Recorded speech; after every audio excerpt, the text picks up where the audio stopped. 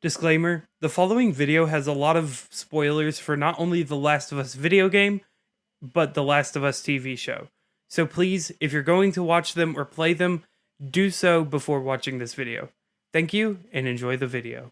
It's no secret that one of my favorite horror games of all time is Naughty Dog's The Last of Us, from the characters to the phenomenal soundtrack from Gustavo Santaolalla, and of course, the gameplay.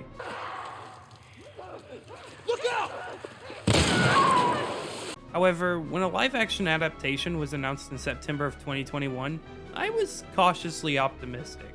I mean, past video game adaptations, even those of IPs from Sony and Naughty Dog, were subpar at best, so obviously I had no way of knowing whether this would be one of the best shows to ever be made, or if it would just be another run-of-the-mill video game adaptation that gets zero traction and spits in the face of the original vision.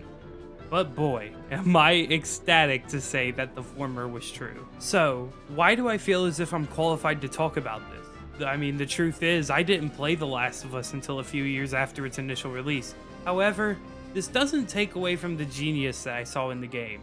For example, you play Joel, who is one of the most morally great characters I have ever played as in a video game. Let's see what they need.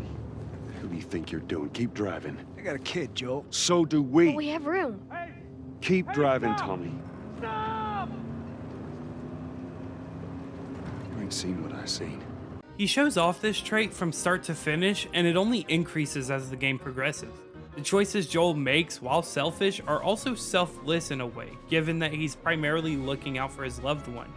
Hell, by the end of the game, he makes a decision that, while detrimental to society, could be seen as something that was probably for the best, and given the show so far, I am absolutely sure they will nail this scene. But this is to be seen at the time of this video.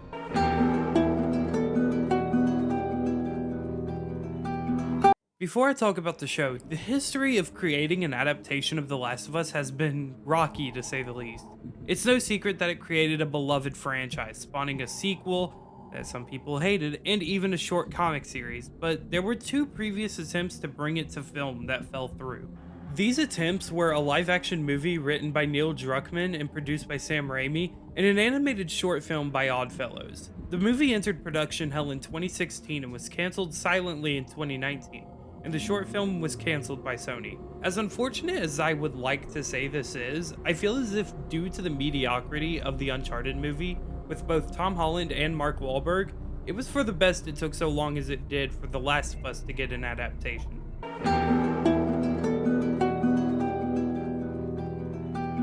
So what, in my opinion, makes a perfect film adaptation of a video game? Obviously, staying faithful to the source material is a necessity. On top of that, it has to be accessible to a casual audience who may have never played the game, but also adds more world building to the world of the game for those who have played the game. This is something that I even think remakes should follow for the way it should be formatted. Fantastic casting is also necessary, because if you have someone like Chris Pratt, who is seen as joking and lovable, playing a morally gray, gruff character like Joel, it just wouldn't work out well. So, does The Last of Us meet these criteria? The answer is yes, and it isn't even close to not meeting it. Neil Druckmann, the writer and director of the original game, has worked closely on the series, even going so far as to write and direct episodes himself, so staying true to the source material was bound to happen. On top of this, the monster designs and cinematography are top-notch, taking inspiration from the original game, even recreating shots from the game, in which it looks absolutely gorgeous. The clickers feel like a genuine threat with how accurate to their game counterparts they are, and the runners are absolutely horrifying in hordes, and the bloater. Holy shit, the bloater in episode 5 and the way it rips the face off of Perry was just, oh my god, it was so cool. And then the world building. My god, the world building and extra content, it is phenomenal. Some people would see this filler and cringe that it isn't shot for shot of the original. However, these additions have been some of my favorite parts of the show. And to tell you why, let me set some examples for you.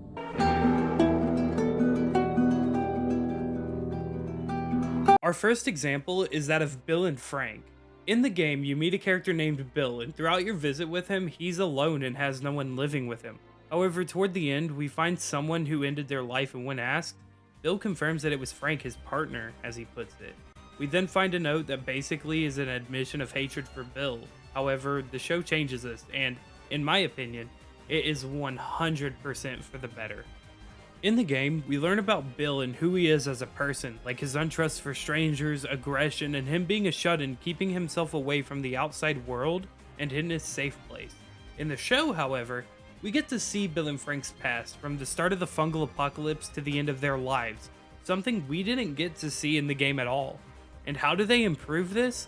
We see Bill and Frank meet, fall in love, with Frank being the only person Bill ever trusts, grow old in the 20 years the apocalypse had lasted for, and when Frank feels like he's about to pass away, Frank tells Bill to poison him to kill him by putting the poison in the wine to celebrate their recent marriage, which he does. However, to Frank's late realization, Bill had also poisoned himself. After a romantic dinner, they both die peacefully in their bed together. The show takes this relationship and makes it more obvious and makes it into a love story that truly makes you feel for the characters involved, and by the end, I was in tears. We even see that Bill and Frank knew Joel and Tess, so we still get to see their interactions. This in turn lets us learn more about their characters and how they interact with each other and cope with the world around them, while also bringing more depth to the characters who didn't get as much insight from the game. The show also brings in smaller but meaningful changes to the world of The Last of Us, such as expanding the revolutionaries met in Kansas City and the character Kathleen, who, while not in the game, brings more personality to the enemies encountered in the game at this section. In the game, they stop you, try to kill you, you kill them, and move on. However, with the show, they grow and expand these characters by making them part of an organization with inner politics and actual characteristics, which is always something video game adaptations don't take into consideration. Obviously, with how the video game medium works, you can't grow and develop every small enemy into a fully developed character, but this series takes liberties and takes them properly. And they have also taken this liberty to help segue into the introduction of Sam and Henry instead of Joel and Ellie just, by sheer coincidence, running into them with no reasoning as to how either party got to where they were. Another change that I have to appreciate is the change to how the fungus spreads. In the game, the infection spreads through breathing in the spores of the cordyceps and through bites, like most zombie-like media. However, the way the infection spreads in the HBO show, through the tendrils of the cordyceps, which are fucking horrifying. Seeing, for the first time, the tendrils of the character of Nana coming out of her mouth after having seeing teases of something happening to her earlier in the episode is horrific. Of course, this scene is new to the series, but it shows the viewers from the beginning how the cordyceps multiply and shows the viewers who are fans of the original how different this show can be while retaining the original atmosphere of the game. Another change that comes very close to being my favorite in the whole series is in the most recent episode as of the time of me writing this. In episode 5, Endure and Survive, we see more of Joel, Ellie, Sam, and Henry interacting with each other. However, while the characters themselves are similar, there's one change that changes quite a bit, and that's the fact that in the show, Sam is deaf. Now, you would think this wouldn't change much, however, it brings one of my favorite scenes in the show so far. While in a room, Ellie and Sam pass a little notepad around. Sam asks Ellie if she's ever scared, and she says she is. She asks if he is scared, and his response is, if you turn into a monster, is it still you inside? He then shows her his bite, and she tries to help by using her blood on the wound to cure, calling it medicine. He then asks if she'll stay up with him, to which she agrees, and the situation continues like normal from the game. Sam turns, Henry kills him, then Henry turns the gun on himself and pulls the trigger. The last series of shots in this episode are Joel giving Henry and Sam a burial. Ellie brings out the notepad with "I'm sorry" written on it, she puts it on Sam's grave, and then they head west. It gives Henry and Sam the respect and finality that the game unfortunately didn't include, while also giving Joel and Ellie character development, as this is the first time since Tess's death that we see Joel have a reaction to losing someone during this series, and the first time we see Ellie not linger on the death of someone she cared about. The way she walks away after putting the notepad down gives a sense of her toughening up and being almost used to losing people. However, my favorite change of all of them is the growth of Sarah's character and just the start of the show in general, as it not only gives further explanation of how the fungus develops into what causes the apocalypse and uses a real-world example of how it could happen, and places the show both pre- and post-apocalypse 10 years earlier than the game does. It also further develops Joel and Sarah's characters than the introduction of the game does. We grow attached to the father-daughter relationship of Joel and Sarah just for the fate of Sarah to hurt even more than the game does. And this hurts someone familiar with the game. It's only natural that when I looked at my sister and mom, who I watched this show with, they were in tears, ugly crying.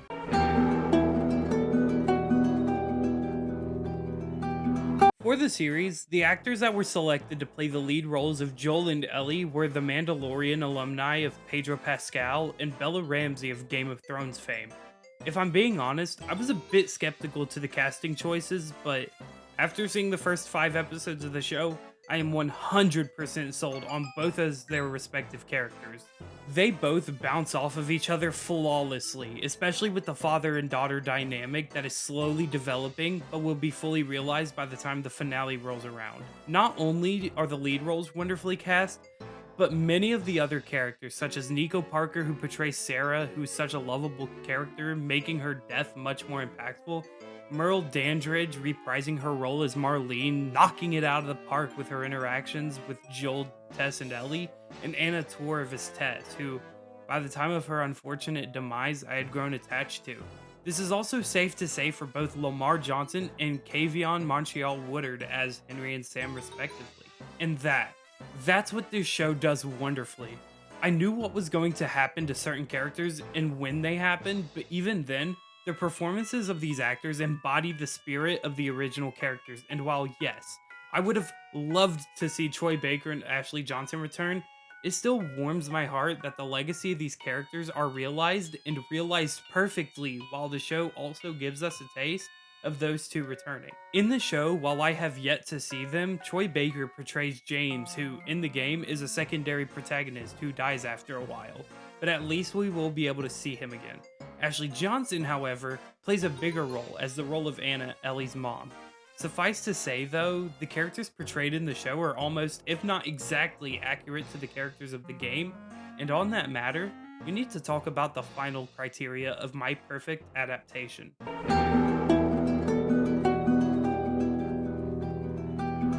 For a video game adaptation to work well, one of the biggest criteria is that it stays accurate to the source material. It's why movies like Super Mario Bros., Resident Evil, and Silent Hill are all critically panned and hated by the general audience.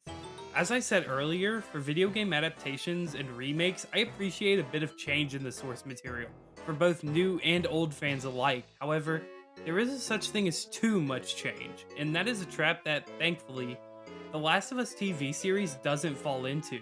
The whole point of an adaptation, in my eyes, is to expand the audience of a type of media by putting it into another form of media, such as a video game to a movie or video game to a show.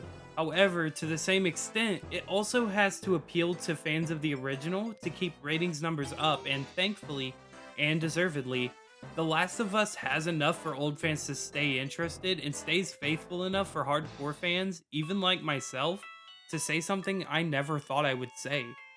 The Last of Us TV show is a wonderful replacement for the game, even with how flawless the game is in my eyes.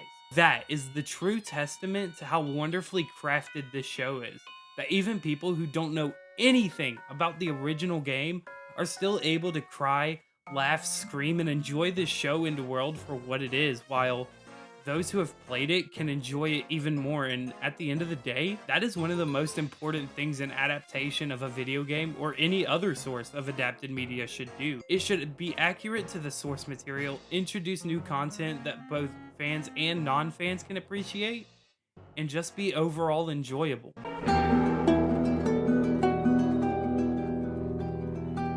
At the end of the day, I'm a gamer. I love video games, and The Last of Us is absolutely no exception to that. The game, being one from 2013, was revolutionary in terms of storytelling, graphical fidelity, and overall quality for a AAA title. Despite history standing where it does on video game adaptations, Neil Druckmann and the team behind this show made sure to perfect what the game solidified and makes it even better. Obviously, the game will always hold a special place in my heart, but I want to note that this show is very close to surpassing my feelings for the game, as it adds in more context and love to the franchise. I'd been thinking about how much I enjoyed The Last of Us as a series, and given that I finished playing the remake of the first game not too terribly long ago, I thought what better way to bring it back to my channel, as it has solidified itself as my favorite horror game of all time. Making a video on a TV show adaptation of a video game that is actually good is something I never thought I would be able to do, but here I am. Talking about a show based off of a game I find to be brilliant and view the show in the same way, as everyone who has worked on it obviously has some, if not a lot of appreciation for the source material. But honestly, there's no better way I could end this off than on a good note. So, with that being said, thank you so much for watching. Have a good day, night, or afternoon, and stay safe. I'll catch you in the next one. Goodbye.